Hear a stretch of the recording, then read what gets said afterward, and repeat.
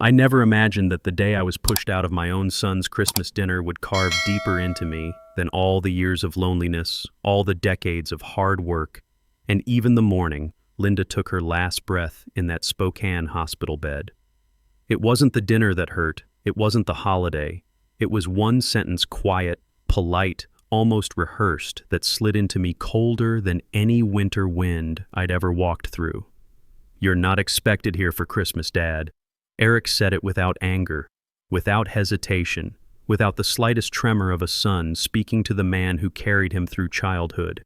And Brittany, standing behind him with that small metallic smile, the smile that never touched her eyes, watched the door close between us like she was finally sealing off a draft in her perfect, curated home. The same door I paid more than half to build. The same home I spent 8 solid years financing while starving my own retirement, my own comforts, my own life. What they didn't know, what they still don't know, is this. For 8 years I paid their mortgage the way a man breathes steadily, silently, invisibly. And the moment I finally chose to stop that breathing, the air holding their world together would vanish. But we're not there yet. Before we dive deeper, hit subscribe, turn on notifications, and tell me where you're watching from. Because this is not just a story, it's a warning.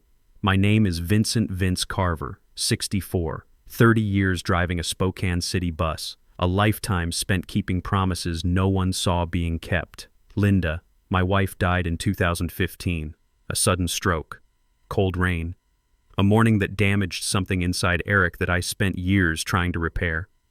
I made her a promise as she lay there fading, I'll take care of him, as long as I have breath.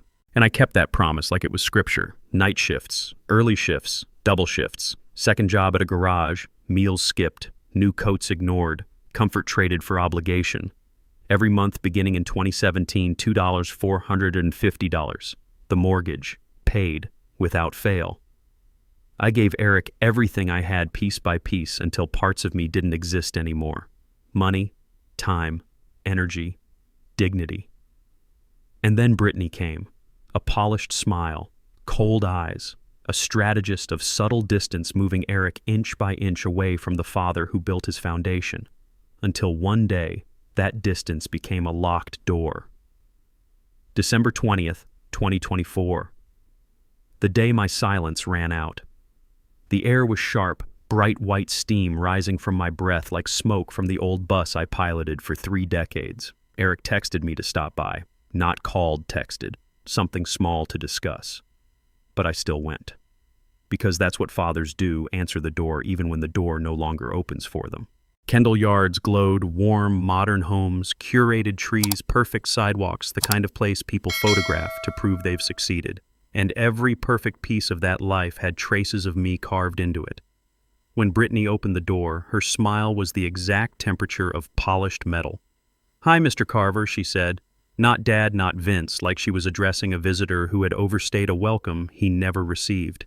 Inside, everything gleamed. Vanilla candles, soft music, a 9-foot Christmas tree dressed like a catalog cover. Nothing in that home breathed. Everything posed. Eric stood by the kitchen island, wine glass in hand, wearing the expression of a man about to burn a bridge he didn't know he was standing on.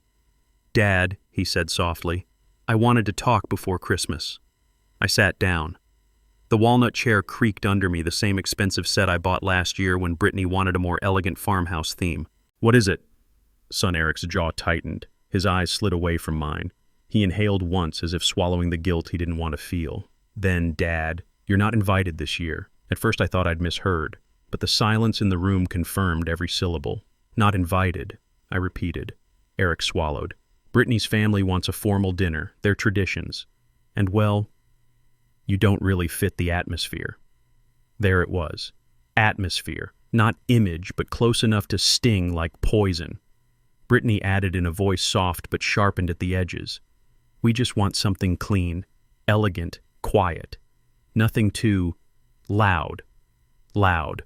The same word she once used to describe the old radio Linda and I kept in the garage. I looked around that house and every object stared back at me like a witness: the mixer, the knives, the sofa. Pieces of me woven into a life I'd been carved out of. Then my eyes caught something on the counter, a half-open envelope from the same bank I'd wired money to for 8 years. The mortgage payment, the proof of my sacrifice. lying there like an unpaid debt. There are moments in life when the truth doesn't stab, it simply stands there waiting for you to notice the wound. I rose from my seat, slow, measured. "I understand," I said. "I won't trouble you." My voice didn't shake. That scared even me. Eric opened his mouth to speak, but nothing came out. Brittany's relief showed in her shoulders, a subtle loosening, as if an unpleasant task had been checked off her list. I walked out the door. The Spokane wind hit me with brutal clarity, cold enough to sting my eyes, sharp enough to make the Christmas lights blur.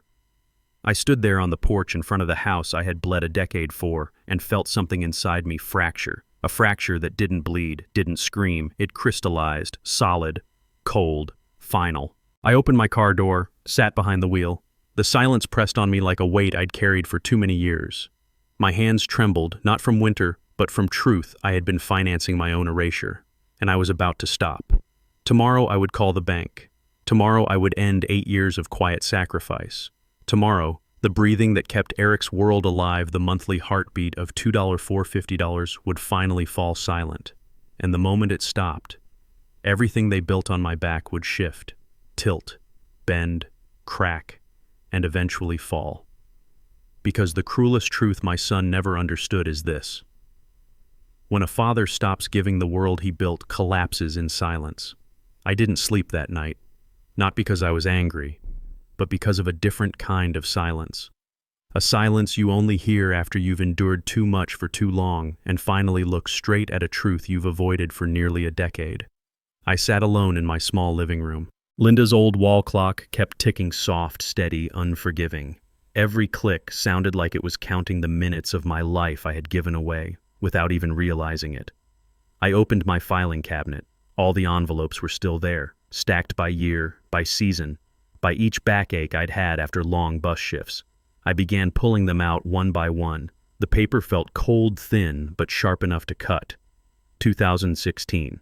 My handwriting in red ink beside the bill down payment, so Eric has a place to start. I remembered that day clearly, standing at the bank counter signing a second mortgage on my own home, telling the loan officer I was doing it to give my son a solid future. She looked at me for a long second, the kind of look people give when they see someone sacrificing more than they should. 2017. $2, $450 every month. I could recall each number the way I could recall every callus on my palms. Not a single month missing. Not a single month late. Rain or snow. Back pain or swollen joints. The transfer always went through. 2018, 2019, and then 2020. I paused at that envelope. The corner was wrinkled, probably from a glass of water I left too close on some exhausted night. I opened it. Inside was a letter from a collection agency I didn't even remember receiving. A credit card debt I had never opened. My social security number. But the account holder name, Eric Dawson, listed as authorized user. Back then I called the bank. The woman on the phone said, "It might be a system error. Do you want to close the account?" And like the fool I was, I said, "No, it's fine," and convinced myself it was just a mistake. But looking at it now, there was no mistake. There was just a blind father too willing to excuse everything. I sat still for a long time.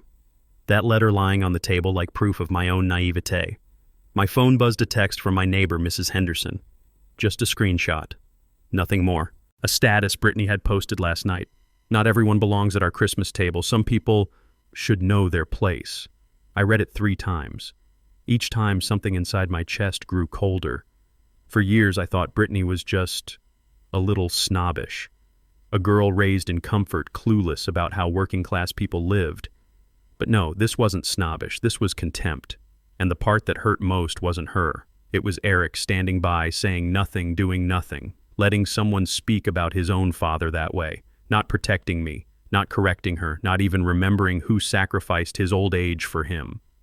I braced my hands against the table. My fingertips trembled, not from anger, but from cold. A different kind of cold, the cold of realization. I stood up, slowly, steadily. I walked to the landline on the counter. The kitchen light cast a long shadow across the room, a sharp, clean line dividing the before and after of my life. I dialed the bank. Each button felt like the clang of metal on metal. "Thank you for calling First Capital Bank. How may I assist you today?" The woman's voice was gentle, unaware of what I was about to end. I looked at the November statement, the line that read, automatic transfer $2, $450. I drew a long breath. My voice came out lower, heavier than I expected. I'd like to cancel an automatic payment. Of course, sir. Could you verify your account number for me? I read the numbers aloud, each one clear as if I were reading out the name of someone who had betrayed me. She paused, then said softly, I see this transfer was set up in March 2017. When would you like the cancellation to take effect? I looked at the wall clock. The second hand kept moving, uncaring, indifferent, as if this moment wasn't splitting my life in two. Immediately I said. She typed for a few seconds. It's done. There will be no automatic transfers starting next month. Would you like an email confirmation? No, I said, because I didn't need confirmation. I needed the silence that followed the silence that told me a door had finally closed. And another was beginning to open. When I set the phone down, the house was completely still. No Christmas music, no laughter, no Brittany, no Eric, no hopes, no disappointments, just my own breathing, and a truth cold as winter asphalt. For 8 years, I had lived as a walking wallet, nothing more, nothing less. But from that moment on, I wasn't going to be that wallet anymore. I glanced at the pile of papers on the table. Numbers I once believed were for family now looked like deep wounds I had carved into myself. I turned off the kitchen light. Winter moonlight spilled through the window, falling across the envelopes, across the years I had lost. Outside, the street lamps shone faintly against thin sheets of snow. Spokane was silent in its usual cruel way, the kind of silence the working poor know too well. I walked into my bedroom. Before lying down, I checked my phone. No text from Eric, no call, no apology, no explanation. Only a stillness so cold it burned. I whispered not to anyone but to myself, tomorrow will be different. And I knew I had stepped over the invisible line between enduring and awakening. And once you cross that line, you never go back. A thin layer of Spokane fog rested over the yard that morning, cold, pale, metallic, the kind of gray that sinks into your bones before you even notice. I made myself a cup of coffee and stood by the window staring out at the backyard. Years ago, Linda used to hang Christmas lights out there with those small, careful hands of hers. It's been 8 years since she passed. But that morning, the house felt emptier than ever. Or maybe I simply felt empty in a way I hadn't allowed myself to feel before. The phone rang. The name on the screen wasn't Eric. It was Brittany. Never Eric. Not anymore. Ever since he married her, he let her speak for him, stand before him, and even decide who deserved a place at a Christmas table I once built for my family. I let the phone ring a few extra seconds, not because I hesitated, but because I wanted to hear the pace of my own heartbeat slower, heavier, colder. Finally, I picked up. Mr. Carver. Her voice sliced through the air, sharp and polished like a knife that had just been pulled from a drawer. My parents land at Spokane Airport at 2 p.m. Eric's busy preparing our Christmas dinner. You'll go pick them up. Not a greeting, not a request, a command. I slowly sat down at the kitchen table. Pick them up, I repeated. Yes. Her tone tightened. They need someone who knows how to handle luggage, not someone who fumbles. A long silence followed. I could hear the contempt in her voice. Not loud, not obvious, but wrapped in a veneer of politeness that made it sting all the more. The kind of contempt certain people use to cut you cleanly while pretending they never touched you. I closed my eyes, not to swallow my feelings, but to imprint every syllable, every pause, every breath into memory. I couldn't record her. Washington is a two-party consent state.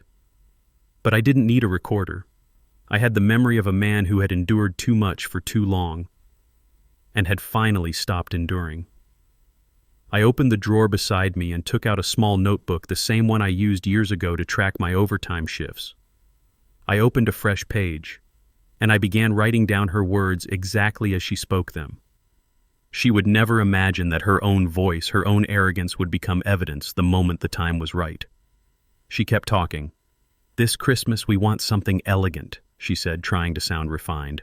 We don't want the smell of Mexican food or sounds that don't fit the atmosphere. Mexican food. My back stiffened. Linda had been Mexican-American. She made tamales every Christmas Eve. It was our family tradition. Even Eric used to love it. But now that smell, that tradition, that memory was suddenly an excuse to erase me, an excuse to make me unfit for their elegant evening. I wrote her words down carefully. Each sentence felt like a blade carving into the page. I lifted the phone back to my ear. "Anything else, Brittany?" She inhaled sharply, the sound of a woman annoyed she even had to explain herself. "Just be on time. Don't embarrass us.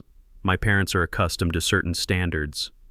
And they don't like being around working-class people." I didn't respond. I let the silence stretch long enough that I could hear the refrigerator hum from across the room, a silence that anyone with perception would understand wasn't agreement, but an ending. But Brittany wasn't perceptive. "I'm telling you this so you won't be surprised," she added. "Your family, but not the part of the family they want to see during the holidays. Family." A single word, and somehow it still found a way to reopen a wound. My voice, when it finally came, sounded strange even to me. "All right," I said. "I'll take care of it." No emotion, no tremor, nothing heavy or dark, just a stillness so calm that it felt like the surface of a frozen lake, perfectly smooth, moments before the ice begins to crack. She must have thought my calm meant obedience. Good. "And wear something neat. My parents value presentation." Then she hung up. No thank you. No question if I was free. No concern for my time, my health, or my dignity. Just dismissal, the way someone hangs up after ordering a service. I set the phone down. Then I looked at the notebook. The words stood out sharply against the paper. "They need someone who can handle luggage, not someone like you. Christmas needs elegance, not the smell of Mexican food. My parents don't like being around working-class people. Your family, just not the part they want to see." I read them again, once, twice, 3 times. Each sentence settled inside me like a piece of cold steel. I closed the notebook and placed it on the table. Outside, snow had begun to fall, soft, steady flakes drifting down like little white papers covering something that had long been rotten underneath. At 1:45 p.m., I sat in my kitchen chair with a fresh cup of coffee. The seat faced the window, faced the direction of the Spokane airport. I knew where the Whitmores were standing at that moment, waiting, checking their phones, frowning at the time, arguing with each other in raised whispers. I knew Eric would be pacing, embarrassed, anxious, torn. I knew Brittany would be furious. I knew all of it. But I didn't grab my keys, I didn't put on my coat, I didn't step outside, I lifted my cup. The steam rising from the coffee warmed my throat, gently soothing a cold building inside me. I opened my notebook again and marked the date December 22nd, a single firm stroke of my pen. On this day, I did not go to the airport. On this day, they began learning that the walking wallet they'd used for 8 years had finally stopped walking. Evening settled over Spokane slowly, as if the sun itself was reluctant to stay and watch what was coming. The light dimmed into a dull, fading glow, like a lamp that had burned too long and was ready to die out. I sat at my kitchen table, a cup of black tea steaming in front of me, the Spokesman Review open to the weather page. An unusual quiet stretched across the house, the kind of quiet I had traded 8 years of my life to finally reclaim. The phone buzzed once. Brittany. I didn't pick up. It buzzed again and again, then a rapid-fire succession of calls, the screen lighting up like an emergency flare. I turned the phone face down, silenced it, then shut it off entirely. I had driven a bus for 30 years. I'd carried thousands of strangers through winter storms, traffic jams, dark nights where the only thing keeping me awake was cold air slicing through bus windows. My hands had shaken from exhaustion more times than I could count, and yet not once had anyone treated me the way Brittany and her family had treated me in the last 24 hours. Today they would wait. I would let them stand under the fluorescent glow of the Spokane Airport arrivals curb. Let them watch car after car pass. Let them feel what it was like to be treated as something disposable. Around 4:45 p.m., the sky deepened into a darker blue. The temperature dipped to 39 degrees, and the wind rattled my kitchen window with the soft tapping of brittle fingers. I folded the newspaper, turned on the living room light, poured myself another cup of tea. 5:12 p.m. A car screeched to a stop outside, its tires grinding over the gravel like clenched teeth. I didn't need to look to know who had arrived. Then came the pounding, loud, hard, impatient. Mr. Carver, open the door. Brittany's voice, sharp, brittle, furious enough to echo in my chest. I didn't answer. Are you playing games with us? That was Charles Whitmore. Deep, arrogant, the voice of a man raised in a world where money cushioned every consequence and everything beneath him existed to serve a purpose. His breathing was loud, the kind of sharp inhale people make when they believe they've been disrespected by someone beneath them. Another round of pounding rattled the door harder this time. I placed my cup down gently. The heat from the porcelain touched my skin, a sharp contrast to the cold hardening inside my chest. I unlatched the lock, opened the door. Cold air rushed in. And there they were on my porch, Charles in his heavy coat, Linda trembling with outrage, and Brittany, her face, flushed hair, messy eyes wide like an animal cornered by its own expectations. "Are you out of your mind?" Brittany screamed. "My mother was freezing at that airport. Freezing, waiting for you for more than 3 hours." I stared at her. No anger, no bitterness, just a calm so cold it made the wind feel warm. My voice was steady when I spoke. "I'm not obligated to be your family's chauffeur." Charles stepped forward, placing himself between me and Brittany. "You humiliated us," he hissed. "You made my wife stand out there like a servant." I tilted my head. "I thought servants in your hierarchy are the lowest class. So today, she stood exactly where you believe she belongs." Linda's mouth fell open. Brittany's eyes widened as if I'd committed some grave sin. Charles clenched both fists. His jaw tightened until the tendons showed. I didn't move. My hands hung loosely at my sides. My voice, when it came, was colder than the wind behind them. "I didn't come because I'm done being a shadow in your family." Brittany stabbed a finger toward me, her voice cracking with rage and fear. "Do you know who you're talking to? Eric gave you a chance to be part of our holidays and you—" I cut her off. "Eric didn't give me anything. I gave." All three of them froze. "And don't worry," I said next, lowering my voice to something almost quiet, that dangerous, razor-thin kind of quiet. "I've kept every word you people said to me, not on a recorder, in my memory, and my memory is very good." Charles stepped closer, the threat visible in every line of his face. His voice dropped quieter, heavier, far more dangerous than shouting. "You think you can disgrace us and walk away? You think Eric will take your side? You think our family will let this slide?" He moved in until his face was inches from mine. I could see every arrogant wrinkle, every inherited entitlement. Then he said the words I would remember forever. "You will pay, publicly, pay, publicly." Each word fell like a hammer on concrete. I met his stare. In his eyes I saw pride, blind certainty, the absolute conviction of a man who believed wealth could bury any rot beneath it. Then I spoke softly, almost gently. "Did you really think I would stay silent forever?" He opened his mouth, but I lifted a hand, a small gesture, yet it made all three of them flinch. "I won't serve your family anymore," I said. "Not today, not ever again." Brittany clutched her purse, trembling with fury. Linda turned her face away, trying to salvage her composure. Charles stared at me for several long seconds, then laughed. Not joy, not amusement, a short, dismissive, contemptuous laugh. "We'll see," he muttered. His words hit my doorstep like a threat carved into stone. Then they turned, walked back to their black SUV. The door slammed so hard the sound echoed across the dark street. I stood there in the doorway. Cold wind swept through. But I didn't feel cold, for the first time in 8 years.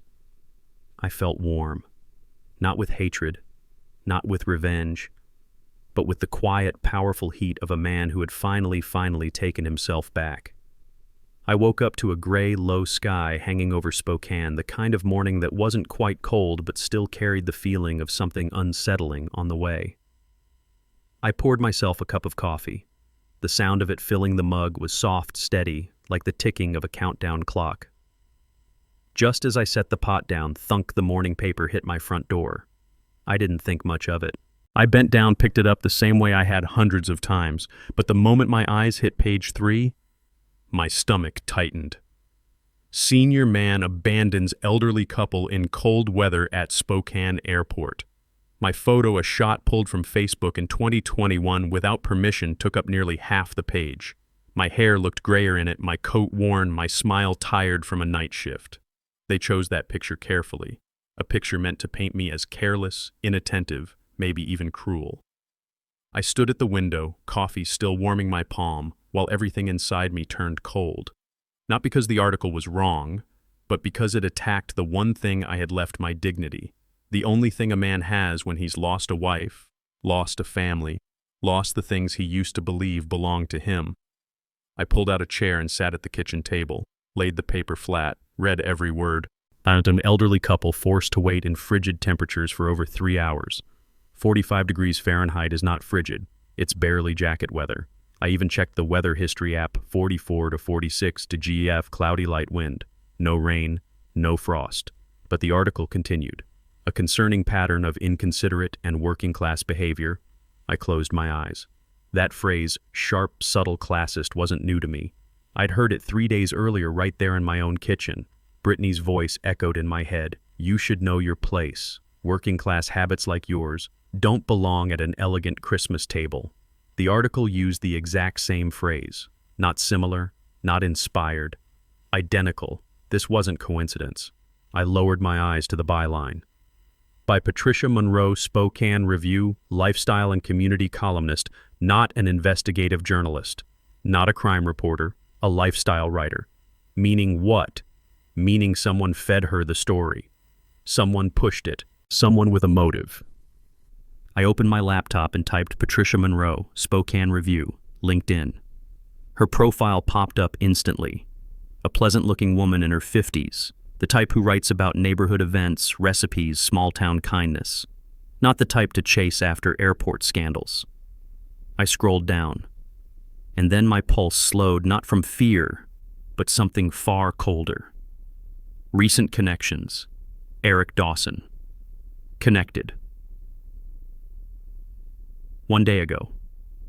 I sat up straighter. Steam from my coffee curled toward my face, but I barely felt the heat. Eric. My son. Connected to the reporter exactly 24 hours before the article went live. That wasn't coincidence. That wasn't timing. That was coordination. The Whitmores weren't working alone. They had dragged Eric into their scheme, or worse, they had used him. I clicked on Eric's profile. His most recent activity connected with Patricia Monroe, dated December 22nd, right after he and the Whitmores pounded on my door.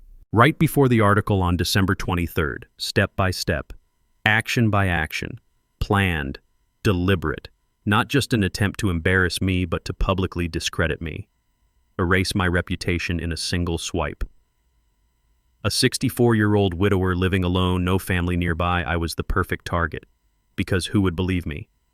Who would imagine that a man who drove a bus for 30 years, who paid mortgages and bills he didn't owe, had been exploited by his own son and his son's in-laws? They underestimated me. I reached for the newspaper again. The Whitmore couple suffered emotional distress. I pictured Linda Whitmore standing on my porch last night, jabbing a finger at me, calling me a servant. The man, identified as Vincent Carver, did not respond to calls. Right, I didn't. Because I was finally acting like any wise man does when he's treated like trash, I turned off my phone, protected my peace. But they twisted that silence into cruelty, into a narrative of abandonment. I folded the paper slowly, carefully, as if closing the lid on a coffin. Memories surfaced. 2016, signing a second mortgage to pay Eric's down payment. 2018, covering the whole mortgage when Eric lost his job. 2021, leaving a hand-knitted Christmas gift on their porch only for Brittany to make Eric leave it outside because it smelled old. To them, I was disposable. A man like that turned into a monster with a single headline, and the signature beneath it, a woman my son conveniently befriended a day prior. This wasn't a misunderstanding, this was war. I pulled open my drawer, took out the folder I had avoided for years, not because I didn't have the truth, but because the truth hurt too much to face.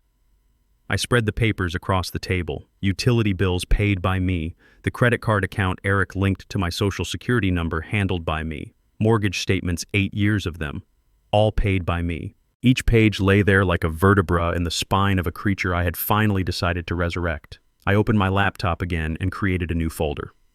Whitmore, counterattack files. The letters appeared one by one on the screen, each keystroke a nail sealing a promise. I scanned every bill. Every statement, every mortgage notice, every suspicious charge, every transfer. Named each file carefully. 2016 down payment, 2017 mortgage, start, 2018 support during job loss, 2020 SSN suspicious activity, 2021 holiday exclusion, 2024 airport incident notes. Then I created one more document, 2024 Christmas exclusion notes. Text. Inside I wrote phrase used by Brittany, inconsiderate working class behavior. Phrase repeated verbatim in article. LinkedIn connection. Eric, Patricia Monroe, Deck 22. Article published Deck 23. Motive image control class. Superiority humiliation. I sat back. The house was silent again. Not empty, just quiet, in a purposeful way as if waiting. Outside Spokane darkened. Streetlights blinked on one by one. I took a sip of my coffee. It had gone cold, but the bitterness tasted clearer than ever. In that quiet, I understood something.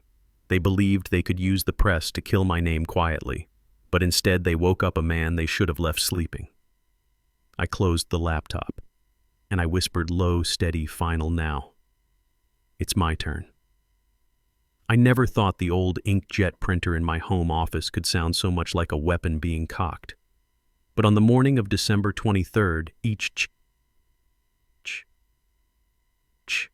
echoed through the quiet house like confirmation that a new phase of my life had begun. Not the Vince I used to be.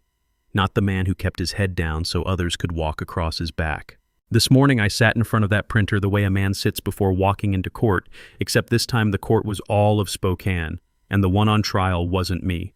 I printed every bank statement, every receipt, every transfer, starting from the very first pages of 2016, the year I pulled the biggest sum of my life to help Eric pay his down payment. Then 2017, when the line automatic transfer, mortgage payment, $450 began showing up with the regularity of a curse. I sorted each year into its own pile.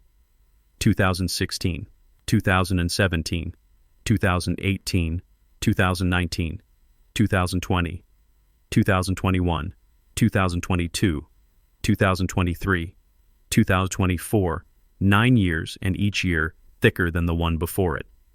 When I pulled out the 2020 statements, a red printed line made my hand stop. J&M Recovery Services, payment posted, $312.74, a debt collection company. I didn't owe anyone in 2020. I had no delinquent accounts. I remembered receiving a collection letter that year, but Eric said it was a mistake and he would handle it. Handle it by opening a credit line with my social security number. Handle it by letting me pay off a debt I didn't owe. Heat rose at the base of my neck. Not anger, but the feeling you get when you finally touch something rotten beneath the surface.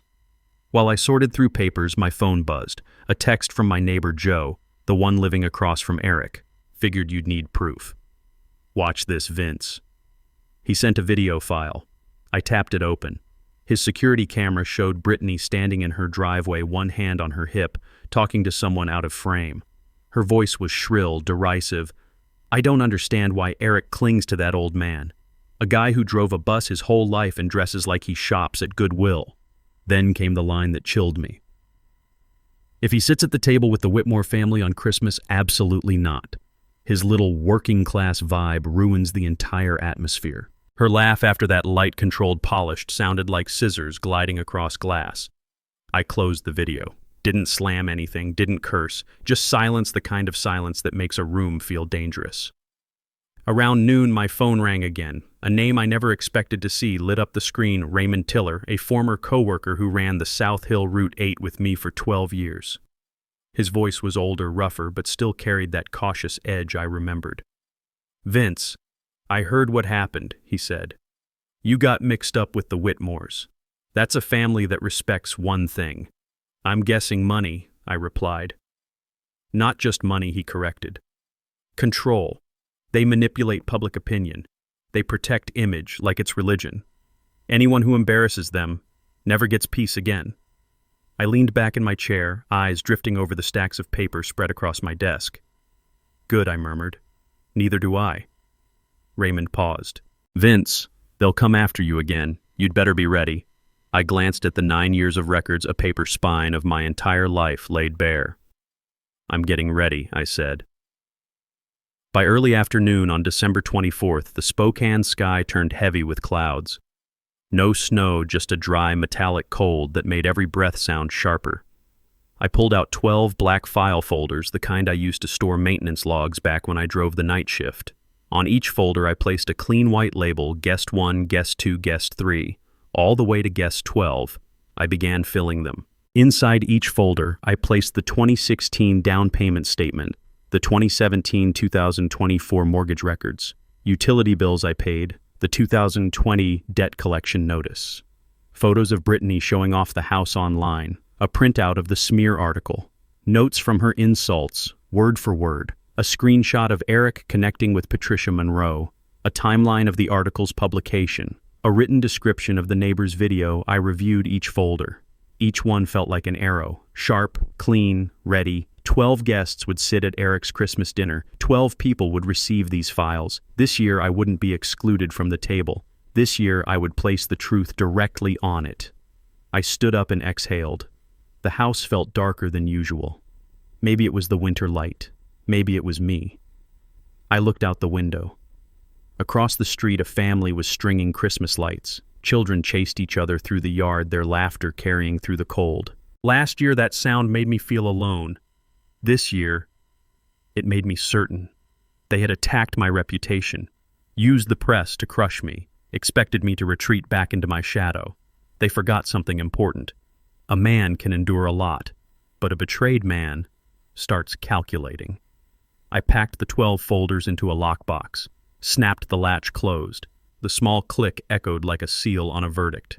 I stared at the box and whispered, "Tomorrow night, I'm not going to dinner. I'm going to deliver an ending." Christmas Eve in Spokane carries a particular kind of light gray cold, but not bleak. It's the kind of light you see right before a true winter storm, a calm so unnatural it tells you it isn't calm at all. I drove my old Ford Fusion through the clean stone streets of Kendall Yards, past boutique shops wrapped in green and red wreaths, past children laughing outside an ice cream parlor, past adults scrambling for last-minute gifts. Everyone felt festive except one man. Me. Eric's house sat at the end of a gentle slope on the corner of West Summit Parkway. From a distance, the place glowed, lights blazing from every window, as if the house wanted to shout to the entire neighborhood. "We are the most elegant home on this street." I parked half a block away, turned off the engine, but stayed inside the car for a long moment. My hands rested on the steering wheel while the reflection of Eric's dining room lights flickered across the windshield. That house, the living room, the kitchen, the garage, the backyard, all had parts of my money sealed inside the drywall. Claude Whitmore could brag all he wanted about his wealthy family. But this house, he didn't buy it. I did. I paid. I sacrificed. And yet somehow I was the one barred from Christmas dinner in the very home I helped build. I stared up at the glowing windows. Warm, honey-colored light spilled from the dining room. Inside, silhouettes moved. Laughter drifted out in soft bursts. Then I caught Brittany's voice. She was telling some story, likely one that made her look more charming, more refined. I heard glasses clink, her heels striking the hardwood floor, her parents laughing too loud for the space they stood in. It was a performance, one they'd been rehearsing their entire lives. And I, the man who kept that dining room light on for 8 years, stood outside like a stranger. I opened the car door. Cold air rushed in, stinging the bridge of my nose. I stepped out and pulled my worn wool coat tighter. The wind carried scents from nearby homes, meat roasting, wine opening, and something people like to call holiday warmth. None of it belonged to me anymore. I crossed the street, each step slow measured as if walking too fast might shatter something. But truth was, what needed to break had already broken years ago. I stopped beneath the dining room window. Through the clear glass, everything unfolded like a perfectly framed scene. Brittany in her tight red dress, head tilted at the exact 45-degree angle she always used when she wanted to look polished, laughing too loudly at her own story. Charles Whitmore stood near the bar cart, pouring expensive scotch as if he owned the house. Linda fussed with the tablecloth, even though it looked flawless already. They were actors in a play I had never been given the script to. But what made me still was Eric. He stood at the far end of the table, trying to look cheerful, failing at it. His eyes told the truth, his smile couldn't. He fiddled with his wedding ring, the same anxious habit he had since age 6 whenever a teacher scolded him. Even at 34, my son still wore the expression of a boy desperate to please everyone, except his father. A memory hit me with no warning. Eric at age 10, Christmas Eve. I had just finished a long night shift, legs numb from the cold. I opened the front door and the lights inside were glowing soft and warm. Eric ran toward me, wrapping his little arms around my leg. "You're home, Dad. Were you tired? I saved gingerbread for you." I could still smell the child-sized shampoo on his hair, still see the crooked card he placed under the tree. "I won't let you be alone, Dad."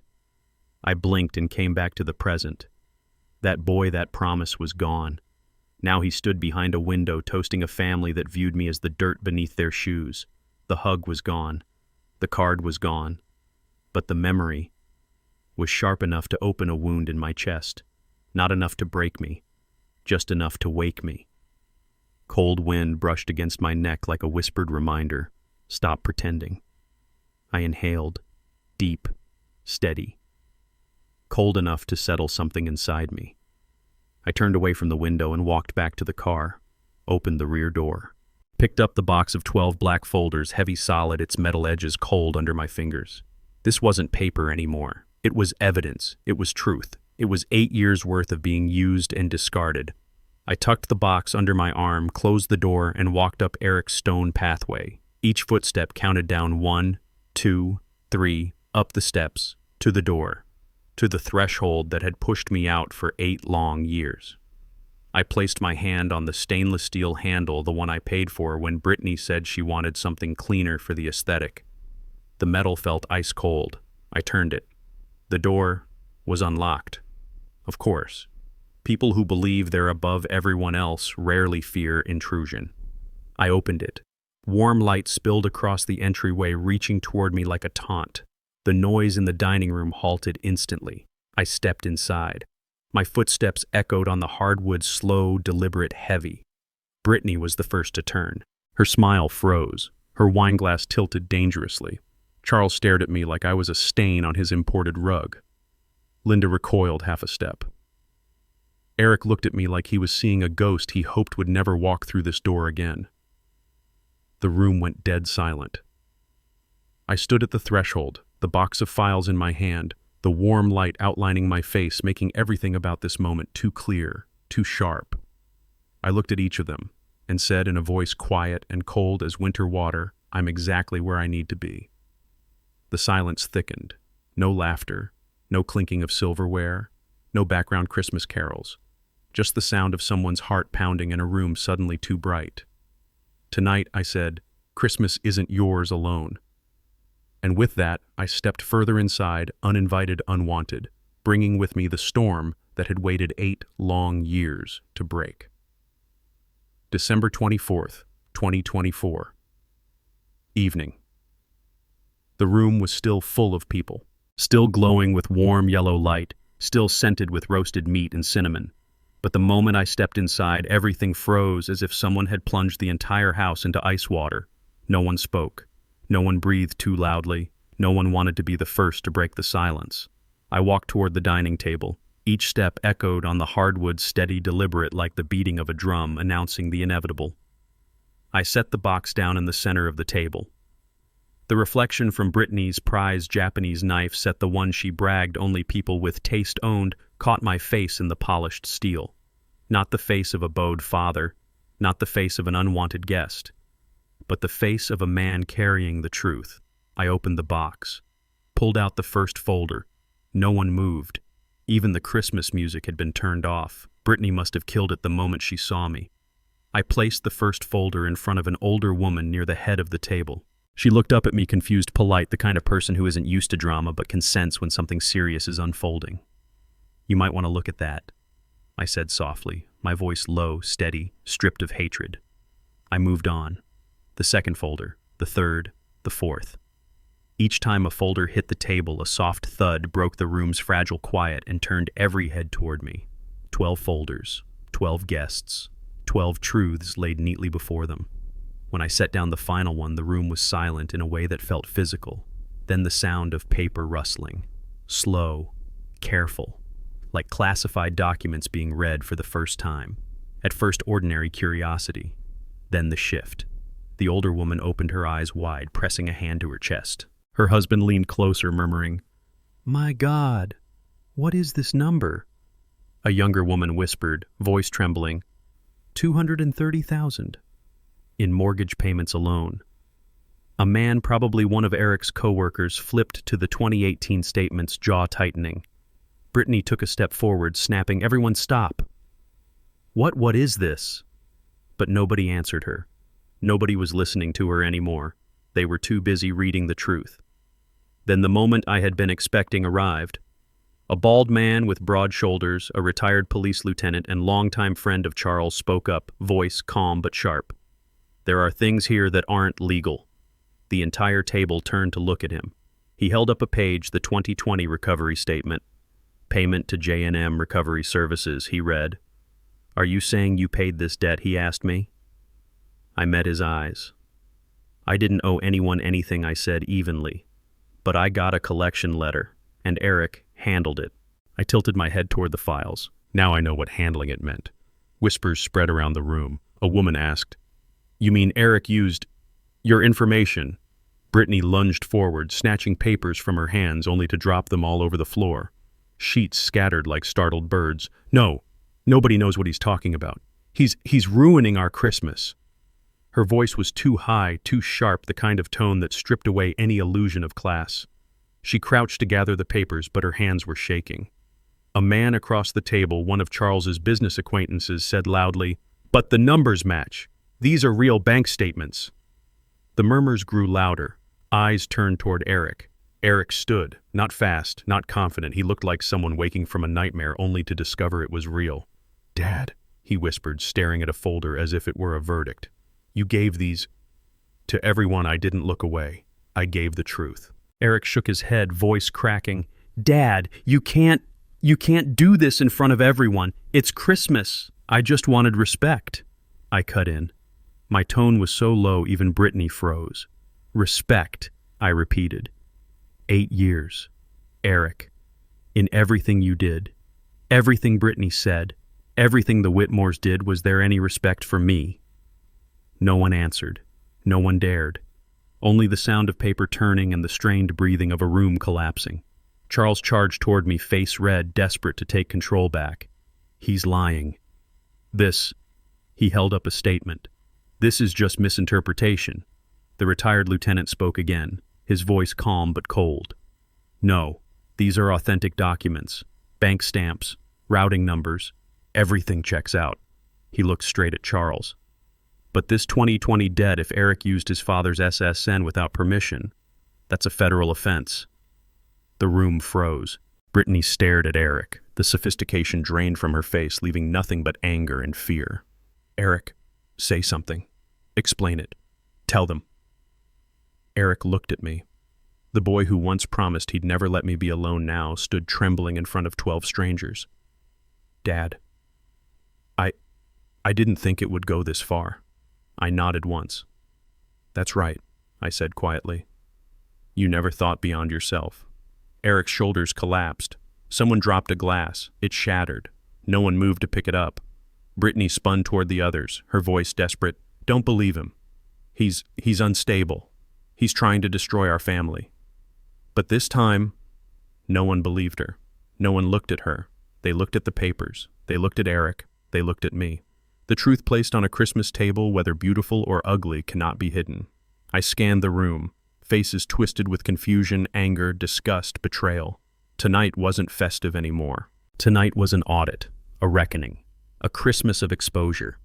And standing there in the dining room I once hoped to be welcomed into, I realized the storm I brought had finally fully broken. The atmosphere in the dining room had changed. No more clinking glasses, no more theatrical laughter.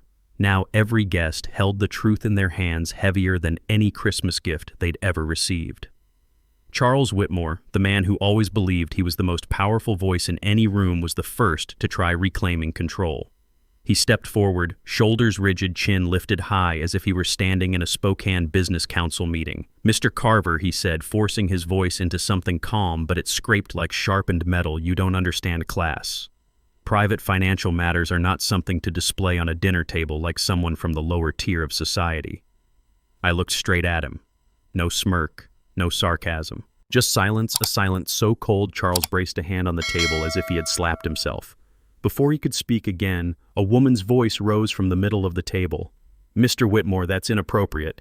Everyone turned. It was Mrs. Daniels, Eric's neighbor, known for being gentle and never involving herself in conflict.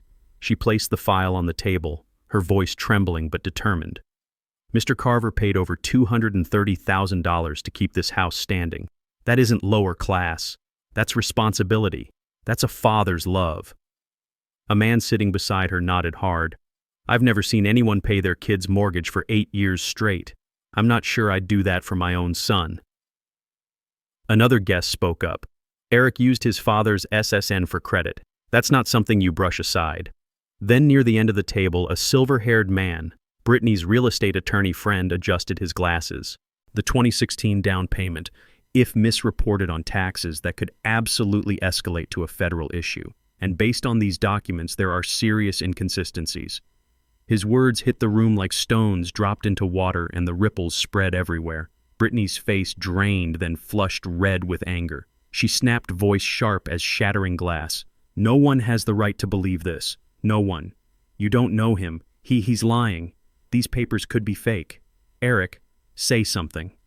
But Eric said nothing. He stood frozen, staring at the J&M Recovery Services page, the one piece of evidence he couldn't escape. Nobody defended Brittany. Nobody even seemed to hear her. Instead, a younger woman, a friend Brittany had invited to elevate. The evening narrowed her eyes. "Wait. Brittany, you told us you and Eric built this house financially. You said Eric was the most stable man in your group." Brittany's face collapsed. Her lips pressed together until they turned white. That was just simplifying the story." Her voice cracked. Simplifying, the woman repeated.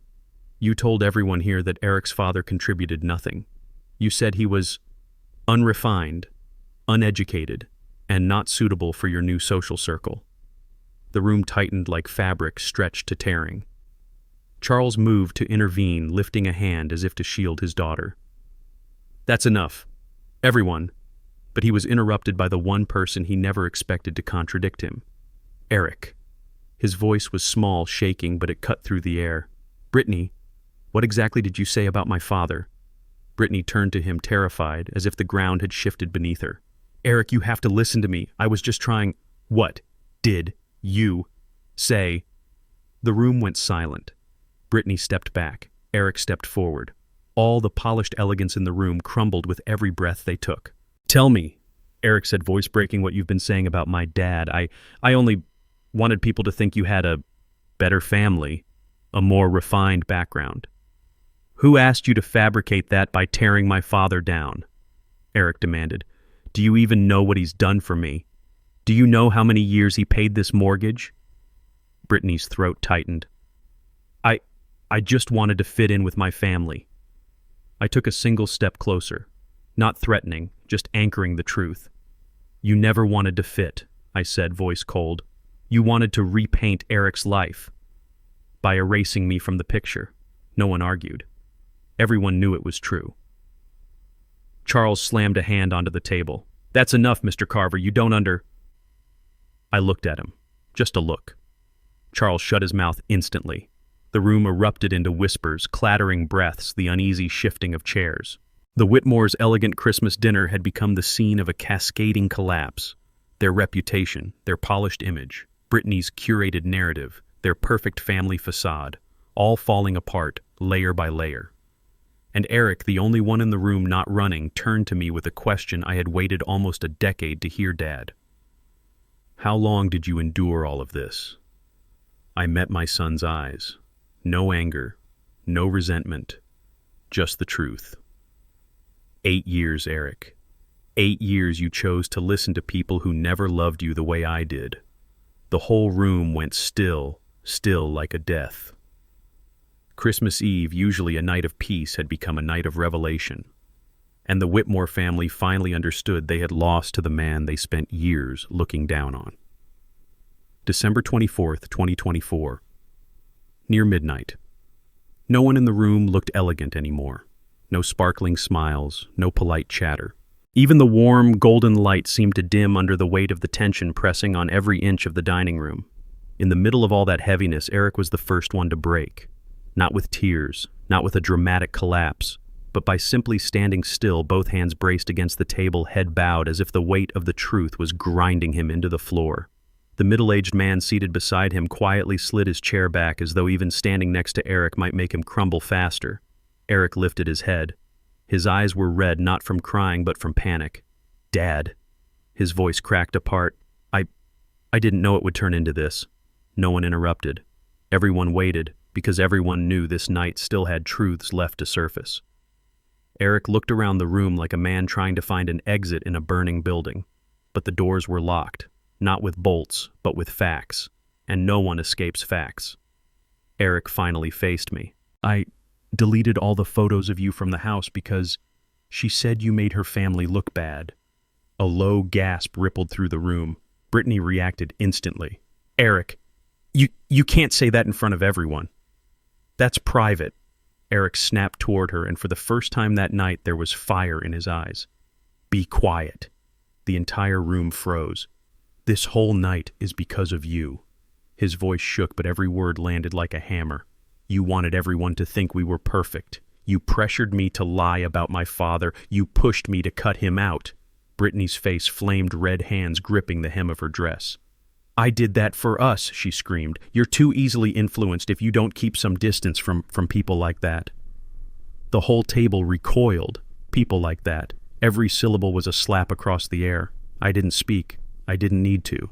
The guests spoke for me. An older woman, the same woman who once complimented me for being warm and polite at a neighborhood gathering, stood up. Her voice colder than the snow outside Brittany. "I used to like you, but what you just said is disgraceful." A man shook his head as he grabbed his coat. "What kind of family treats a father like this?" A couple exchanged a look, then rose. "We should leave." A phone clattered onto the table, dropped by someone rushing to get up. A room once filled with curated elegance was dissolving like watercolor in the rain. Charles Whitmore tried to regain control. "Everyone calm down. This is still Christmas Eve. People can't just—" "We can." A guest cut him off, his voice sharp as a blade. "Pretending won't make this classy, Charles." Then the first guests walked out, then the second, then the third. Soon only a handful remained, not because they supported anyone, but because they knew they were witnessing a scene that would be talked about for years. Amid the chaos, Eric turned to me again, his voice breaking. "Dad, I knew she used your SSN in 2020. A glass shattered somewhere." Brittany trembled. Eric dragged a hand through his hair, bending over as if punched in the gut. "I knew I got the collection notice. I saw the debt wasn't yours. I... He hit his chest with a closed fist. "I was scared, Dad." His voice collapsed into that of a child. "I was scared she'd leave me. Scared I wasn't good enough. Scared people would think I'm a failure. So I stayed quiet." No one spoke. The only person suffocating was Brittany. She stepped backward, bumping into a chair. "Eric, you're destroying everything I did, all of this, so we would look like we belonged." Eric stared at her like she was a stranger. "You built our image by tearing other people down, by turning my father into something you had to hide." Brittany opened her mouth, but I lifted a hand. Not high, not threatening, just enough to stop the noise. Then I spoke, my voice low, calm, and heavy as iron. "Brittany, I don't need you to like me. I don't need your respect." She shook with rage, stepping in front of Eric like a shield. "Don't lecture me." I looked at both of them, then said, "I only need the truth to speak." I pulled out my phone, opened the video Joe had sent. No audio, but the footage was enough. Brittany standing outside her garage, face twisted in disdain, delivering the same insults she never thought anyone would hear. I placed the phone on the table, not forcing anyone to watch, but they watched. Every one of them. Every sneer, every degrading comment, every flicker of contempt on her face played out in perfect clarity. The silence afterward was sharp as broken glass. Brittany slapped a hand over her mouth, stumbling backward as if dragged into darkness. I didn't think anyone heard. Eric stared at her like seeing the truth of his marriage for the first time. You said all that about my father. Her voice cracked, Eric. I did it for us. Eric cut her off. No, you did it for you. No more guests left. They stayed not out of loyalty, but because they were watching a family collapse in real time. Eric dropped into a chair, hands covering his face. Dad, I've been awful. I let everyone control me. I abandoned you. I stayed silent when Brittany did all that. I deserve. I stepped closer. Not to comfort. Not to wrap my arms around him like cheap cinema. Those days were long gone. I rested my hand on the back of the chair beside him, not touching him. And I said a sentence the entire room would never forget. Eric, I don't need your apology. He slowly lifted his head, eyes red, voice trembling. Then, what do you need? I looked at my son. No anger, no pity, just the bare truth. I need you to understand that the truth always speaks. No matter how long you stay silent, it finds its way back. Eric broke. Not theatrically, not loudly, but with the quiet, devastating tears of a man who finally realizes he was used for years, and worse, that he allowed it. Brittany turned to her parents for rescue. Charles avoided her eyes. Linda looked away. The very family she believed would always lift her up, abandoned her first. And as the clock ticked toward midnight, cutting through the quiet like a blade, I knew their real reckoning was only beginning. January-March 2025. Some winters slip by like a breath, but the winter after that Christmas Eve, the winter of 2025, hung in the air like a sentence. A sentence for people who believed they could live off someone else's kindness forever. A sentence for people who believed cruelty would never circle back to their door. I didn't have to take revenge. I just stood still and watched karma do the rest. January 15th unpaid, February 15th unpaid, March 15th batched payment, 0. They tried to manage, sold old furniture on Facebook Marketplace, smiled tightly at neighbors. We're just reorganizing finances, just a small hiccup, but the truth wasn't small. And on March 12, 2025, the bank delivered the blow, notice of default. Your account is past due $8 and $450. If unpaid within 14 days, foreclosure proceedings will begin. In an instant, the Dawson Whitmore luxury home became a ticking bomb. Worse, no one was standing behind them now. Not me, not their image, not their stories, just consequences. Brittany's karma came quietly. It didn't come from the bank. Not from public humiliation, not from online backlash. It came from silence. Her dental clinic, the place she bragged about, the place she used as proof of her class, began receiving a wave of one-star reviews, disrespectful attitude, classist behavior, looks down on older patients. No one named her directly, but everyone knew. Rich people don't scream. They simply stop returning. The late February staff meeting shattered her more than the night I laid the files on her Christmas table. Her manager said exactly 4 words, fix your behavior. Immediately, she had no one left to blame, so she blamed Eric. That's when their marriage stopped cracking and began breaking. Charles Whitmore's karma was subtle but sharp. This was the same man who stood on my porch demanding you will pay publicly. In February, he was the one receiving a letter from the HOA conduct causing neighborhood conflict, disruption of community environment, no fine, no major penalties. But for a man who built his entire identity on being respected, a letter like that was a cold nail driven straight through his pride. Charles stopped going on morning walks, stopped showing up at the Saturday social club, avoided neighbors like a man avoiding sunlight. Silence is the harshest punishment for someone addicted to attention. And Eric, his punishment came from inside. Not from the community, not from the bank, not from Brittany, but from himself. Stress, insomnia, panic every time the phone buzzed.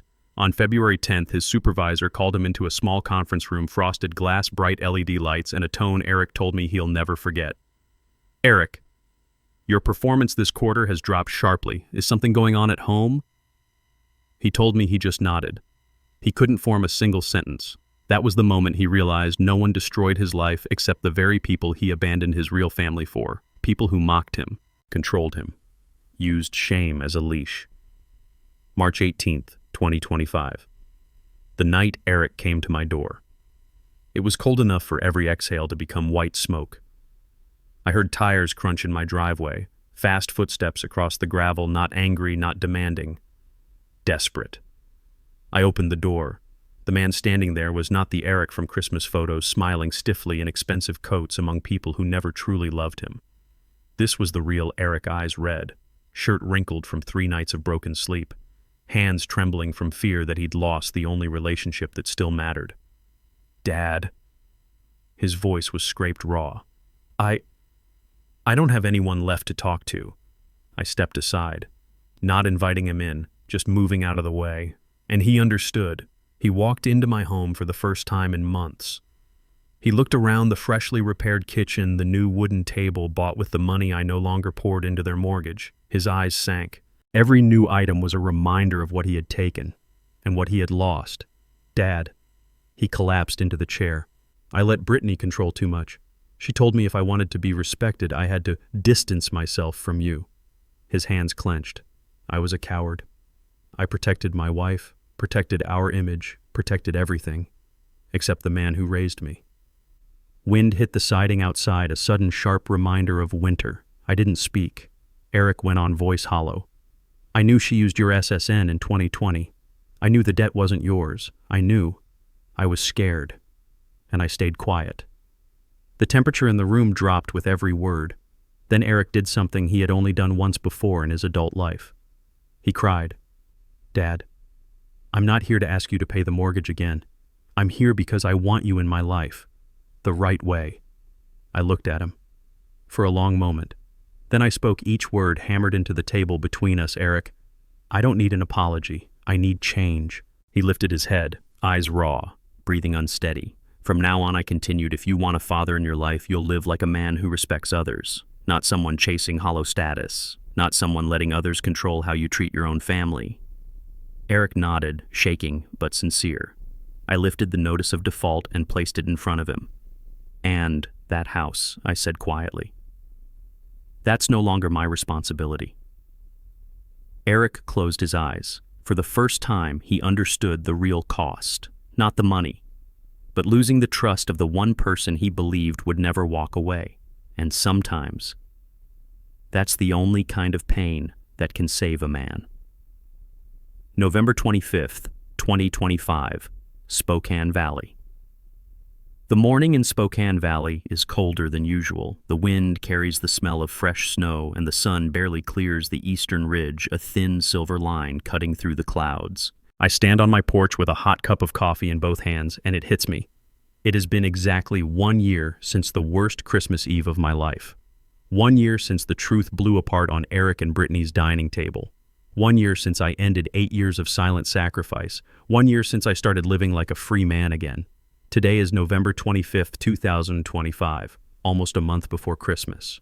But for the first time in a long time, I can already feel the season. Not the season of obligation, not the season of pretending, not the season of being tolerated. A season of quiet, of gentleness, of peace. A home rebuilt and a man rebuilt with it. My little house in Spokane Valley looks nothing like it did a year ago. I fixed the porch, replaced the window that had been stuck since 2017, replanted the backyard garden, the one Maria always dreamed would have a full row of lavender along the fence.